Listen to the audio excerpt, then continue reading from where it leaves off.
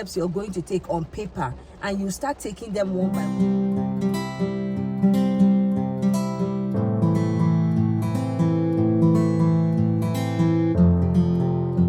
Amabelle here with another video. Do you sometimes find yourself coming up with ideas but making excuses of how you cannot achieve these things, or just one reason or the other why those ideas will not come to pass, or one reason or the other why these ideas will not be a success? In this video, we're going to be discussing why you make excuses and how to overcome them. But first, let me take time out to say a proper hello.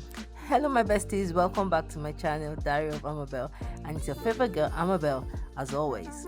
If it's your first time coming in contact with this lovely face and this lovely channel, please look around the channel. If you like what you see, like, share, subscribe, comment, all that good stuff, and we'll get to know ourselves later. And if you're a returning subscriber, you know you're the real OG and the real MVP, and I love you. Mwah. Do you know that making excuses holds you back from achieving your dreams and achieving your goals? So we are discussing excuses and how to stop making them. Get ready to take back control of your life. So first, we're going to be understanding what excuses are. To begin, we have to understand that excuses come from the fact that we are scared, or we are procrastinating, or we lack accountability. Now, when we get those ideas, we become scared immediately. We start asking ourselves, is this thing going to work? Are you sure it's going to work? You know, and even maybe sometimes we share these ideas with people. So they will start telling you, it's not possible. This kind of thing does not work. This kind of thing has never been done before. So you become scared.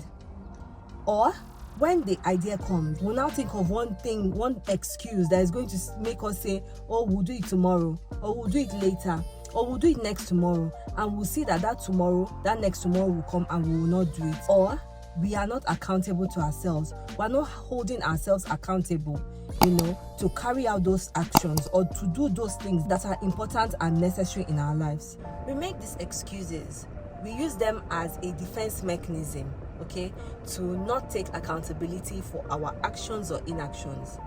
These are all the excuses we make so that we'll say, okay, because of this thing I didn't do it. Because of this thing I didn't do it. So we're not being accountable, for our actions or inactions. So we're going to be discussing 8 ways on how to stop making excuses and how to take action.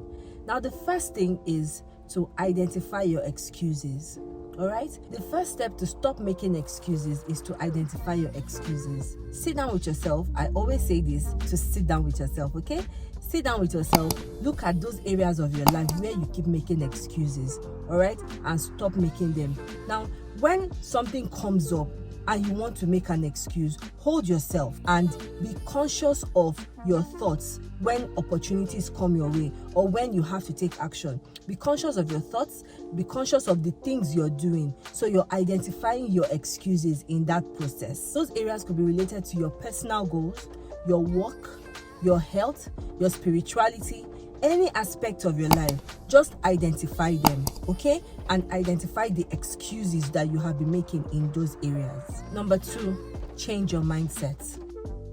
Now that you have identified those areas where you usually make excuses, and you have identified the type of excuses you make, all right? For example, when something comes up, you say, oh, I won't do it, or I can't.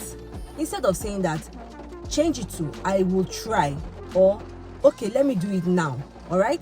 Or let me start, That way you are exchanging those negative answers you would immediately give, that's your default answer that you say, no, I don't want to do it. You are changing it to positive answers. You're becoming more conscious of the excuses and you're replacing them with positive talk. Number 3, set smart goals. Start setting goals that are smart, are measurable, achievable, are relevant, are time-bound. When you set your goals and you make them smart, you are holding yourself accountable because you're making sure that your goals are measurable, all right? You have parameters for measuring your goals. You are making sure that they are achievable, all right? Not that your goals are lofty, that you cannot achieve them. You are making sure that your goals are relevant. all right, and you are making sure that they are time bound. So you set a time for when you should achieve those goals. That way you'll be holding yourself accountable. In order to achieve your goal, break them down into small steps that you can take every day so that it will be easier for you. Number 4, create an action plan and write them down. Okay, now sit down. As I always say, sit down, create your action plan. How are you going to achieve those goals? Each step. Now, when you have identified those steps, you write them down. It makes them come alive. You see the steps you're going to take on paper, and you start taking them one by one, and you start ticking them off. When you're ticking them off, you're reaching your goals gradually. As you're doing that, it will leave no room for excuses because you are now holding yourself accountable. Number 5 is to find accountability partners. You can find accountability partners anywhere. It could be your spouse, it could be your friend, it could be your family members, it could be your workers, okay? Someone you trust. You could be a mentor, all right? But find an accountability partner who you can share your goals with, and the person will be able to support you. Not somebody who is negative that will discourage you, okay? Find someone who is positive that is going to encourage you to achieve those goals. Now, when you have told your goals and your dreams to an accountability partner, that person will be calling you up every day. Okay, for example, if you have someone you pray with and you say you want to be waking up at 6 a.m., all right, that person will be waking you up at that 6 a.m. to ask you, have you prayed? Have you done this? Have you done that? All right, so that is how to have an accountability partner. When you share your goals with a positive accountability partner, you are most likely to go through with them because you don't want to disappoint that person. Before we go on, let us go on a commercial. I started making all this type of videos on my channel because I realized that women are very influential in this world, and I have decided to become a positive influence through positive self-development. I have also decided to carry you along on this journey so that you can discover your sphere of influence and impact. If you feel like this is a journey you'd like to follow me on, please come along and let's have fun. So number 6 is to stay consistent. Consistency is a key to commitment.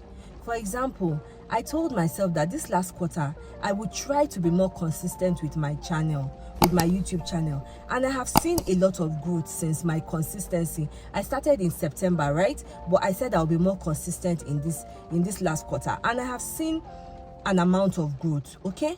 So it is very good to be consistent with our goals. Be determined to be consistent. Make a commitment to yourself and stick with it, okay? That way, it will help you to be more consistent. And remember, progress may be slow, but it is better than no progress at all. It's better that you are making progress, you are consistent, you are doing. You may be seeing maybe 1, 2, 3, it may be coming like that, okay? But it's better than not doing anything at all. So it is very good for us to be consistent with our goals and our dreams. Number 7 is to learn from our setbacks. Instead of using your setback as an excuse to just give up, use it as a means to learn and grow. That disappointment that happened, that setback, that failure, what did you learn from it? How can you do better? Okay? What can you do differently that will help you progress?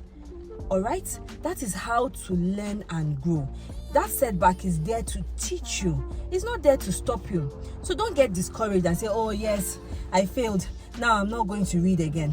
I failed. I'm not going to drive again. I failed. I'm not going to... No. Use that setback as a means to learn and grow. If a strategy is not working, change your strategy and keep moving. Keep moving forward. That is how we are going to be able to achieve our goals. And the last thing is to celebrate small wins. No matter how small an achievement is, make sure you celebrate it. If you have reached 100 subscribers on YouTube, celebrate it.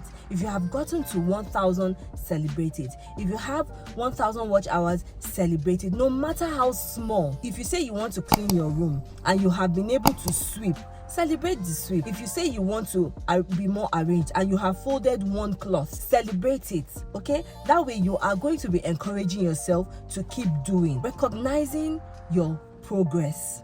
And the little successes you have made will help you to keep moving. It will help you to keep going. So tell me in the comment section down below the type of excuses you have been making, the stories you have been telling yourself, okay, and the experiences you have had with making excuses and if you have been making excuses, how you intend to stop making these excuses. So remember, to stop making excuses is all about changing your mindset, okay? Becoming more consistent, getting an accountability partner, setting clear goals, celebrating small wins, and doing all the things I have told you in the video, all right? So if you have found this video helpful, don't forget to share it out so that someone else who needs to see this can learn from it. Okay, so until I come away in the next one, be good, stay safe, spread love yourself, love your family, love everybody.